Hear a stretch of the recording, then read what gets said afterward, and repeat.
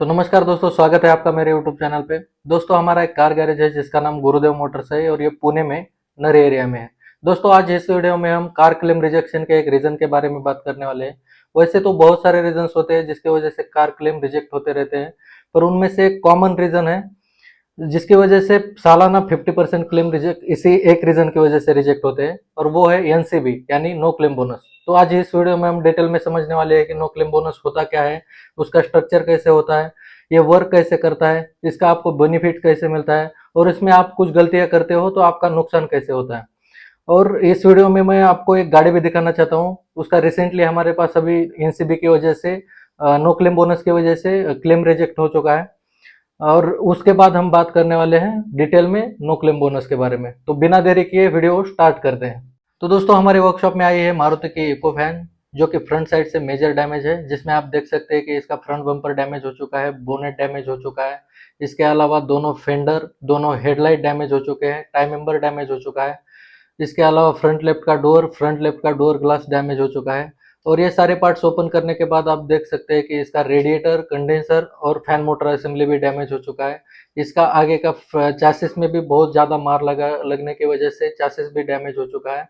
और जो आगे के एप्रॉन मेंबर होते हैं वो भी डैमेज हो चुके हैं। ये जो कार ओनर है ये हमारे कस्टमर है, और ये रास्ते से जा रहे थे तो एक स्विफ्ट गाड़ी ने इनकी गाड़ी को हिट कर दिया। इस एक्सीडेंट में किसी को मेजर इंजरी नहीं आई है।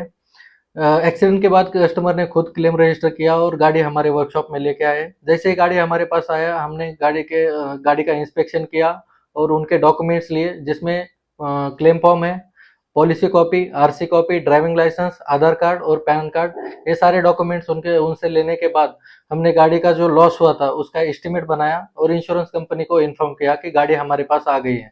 इंश्योरेंस कंपनी ने तुरंत उसके बाद उस गाड़ी के लिए सर्वेयर अपॉइंट किए। वो सर्वेयर वर्कशॉप में आए, वर्कशॉप में विजिट किए और गाड़ी का सर्वे किया। सर्वे में उन्होंने गाड़ी के चारों साइड से फोटोज लिए, डॉक्यूमेंट्स लिए और वो वहां से चले गए। वो ऑफिस में जाने के बाद उन्होंने गाड़ी के फोटोज और डॉक्यूमेंट सारे चेक कर लिए और गाड़ी की हिस्ट्री चेक की। हिस्ट्री जब उन्होंने चेक की तो उनको पता चला कि इसकी एनसीबी यानी नो क्लेम बोनस में प्रॉब्लम है, और उनका क्लेम डायरेक्ट रिजेक्ट कर दिया। ये आप मेल देख सकते हैं जो इंश्योरेंस कंपनी से हमको रिसीव हुआ है, जिसमें उन्होंने साफ साफ लिखा है कि एनसीबी की वजह से इसका क्लेम रिजेक्ट हो रहा है, और इन्होंने एनसीबी की वजह से पॉलिसी की जो टर्म्स एंड कंडीशंस होती है इसका वायलेशन किया है, और ये कारण देते हुए उन्होंने डायरेक्ट क्लेम रिजेक्ट कर दिया। तो दोस्तों, मैं अभी आपको बताता हूँ कि एक्चुअल में हुआ क्या था। ये जो कार ओनर है उनका जो प्रीवियस पॉलिसी था वो एचडीआई इंश्योरेंस कंपनी का था, और जिसमें उनको 20% नो क्लेम बोनस मिला था। यहाँ पर आप देख सकते हो। वो पॉलिसी एक्सपायर होने के बाद उन्होंने ये रिलायंस का पॉलिसी लिया। रिलायंस का पॉलिसी जब वो ऑनलाइन रिन्यू कर रहे थे तो उनकी स्क्रीन पर एक ऑप्शन आ रहा था 50% नो क्लेम बोनस का। वहां पर उन्होंने क्लिक किया और 50% नो क्लेम बोनस के साथ उन्होंने अपना पॉलिसी रिन्यू कर दिया। पर ऐसा नहीं होता।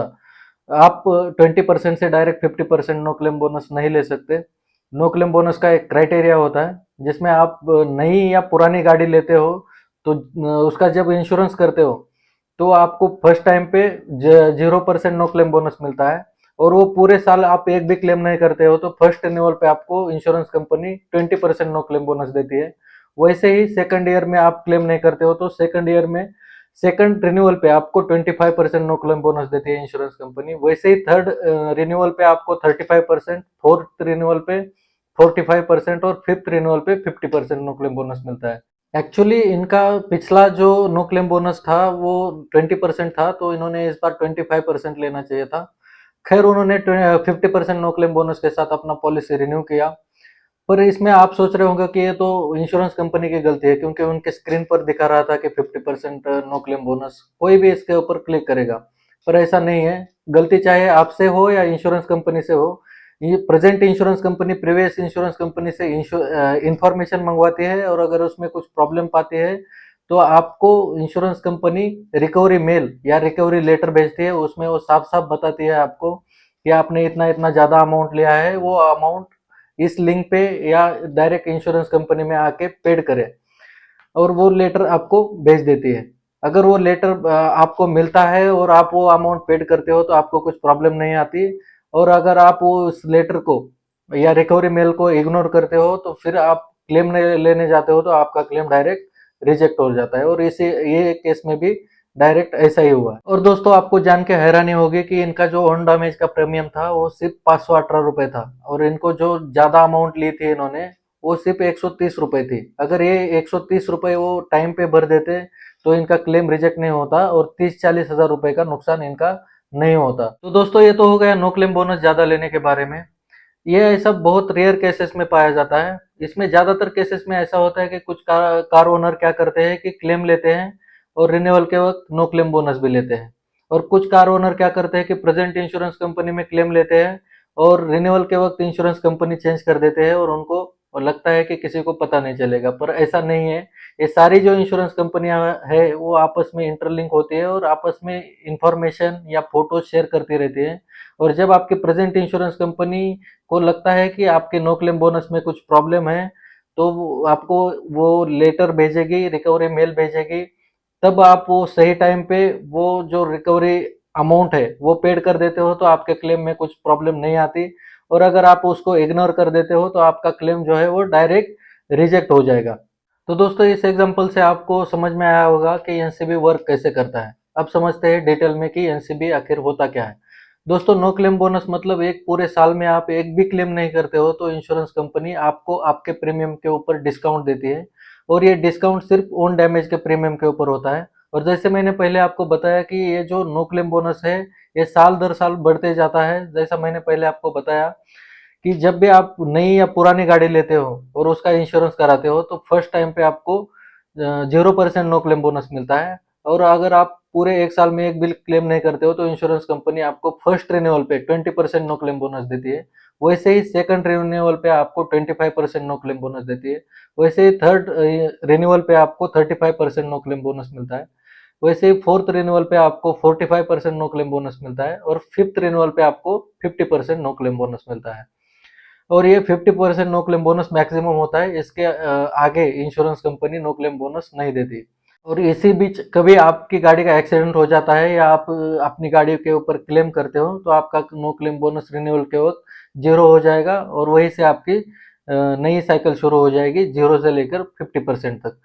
और इसमें कभी आपकी गाड़ी का इंश्योरेंस जो है वो एक्सपायर हो जाता है या किसी कारण से आप उसे रिन्यू नहीं करा पाते तो घबराने की कोई ज़रूरत नहीं है। आपका जो एनसीबी है वो 90 डेज के लिए वैलिड रहता है। अगर 90 डेज के अंदर आप अपनी गाड़ी का इंश्योरेंस जो रिन्यू कराते हो तो आपको आपका एनसीबी मिल जाता है। दोस्तों ये जो नो क्लेम बोनस होता है ये कार ओनर्स के लिए होता है, ना कि कार के लिए। मतलब आप एक कार ओनर है और आप अपनी कार बेचते हो और जो सामने जो खरीद रहे हैं आपकी गाड़ी वो आपका नो क्लेम बोनस नहीं ले सकते। पर आप अपनी गाड़ी बेच के नई गाड़ी लेते हो तो नई गाड़ी के इंश्योरेंस में आप ये अपना नो क्लेम बोनस ऐड करवा सकते हो और वहाँ पे अपना डिस्काउंट ले सकते हो। इसके लिए आपको इंश्योरेंस कंपनी से जो नो क्लेम बोनस का लेटर है वो इशू कराना होगा। तो दोस्तों ये तो हो गई नो क्लेम बोनस की जानकारी। अभी मैं आपको हमारा एक्सपीरियंस शेयर करने वाला हूँ। दोस्तों हमारे पास बहुत सारे कस्टमर्स आते हैं और बोलते हैं कि कल मेरी गाड़ी का एक्सीडेंट हो गया, मेरी कुछ गलती नहीं थी और सामने वाली गाड़ी ने मेरी गाड़ी को हिट कर दिया, पर मेरा इंश्योरेंस है, मेरा कुछ लॉस नहीं होने वाला। पर ऐसा नहीं है। अगर आप अपनी गाड़ी के ऊपर क्लेम करते हो तो आपका नो क्लेम बोनस चला जाता है। प्लस अगर आपका जीरो डेप भी इंश्योरेंस है तो भी आपको इंश्योरेंस कंपनी की जो क्लेम की फी है वो देनी पड़ती है। और अगर आपका कॉम्प्रिहेंसिव इंश्योरेंस है तो आपका नो क्लेम बोनस तो चला ही जाएगा। प्लस आपका जो पार्ट्स का डिप्रिसिएशन है वो आपको देना पड़ेगा। प्लस आपको कंपलसरी एक्सेस यानी क्लेम की फी भी आपको देनी पड़ेगी। और मान के चलिए कि आपका 50% नो क्लेम बोनस है तो 50% तक आने के लिए आपको 5 साल का वेट करना पड़ेगा। ये भी एक आपका लॉस है। तो दोस्तों मैंने आपको एनसीबी के बारे में पूरी जानकारी दे दी है और मैं उम्मीद करता हूँ कि ये जानकारी आपको समझ में आई होगी। अगर ये वीडियो आपको इन्फॉर्मेटिव लगा हो तो इस वीडियो को लाइक एंड शेयर कीजिए और हमारे चैनल को प्लीज़ सब्सक्राइब कीजिए।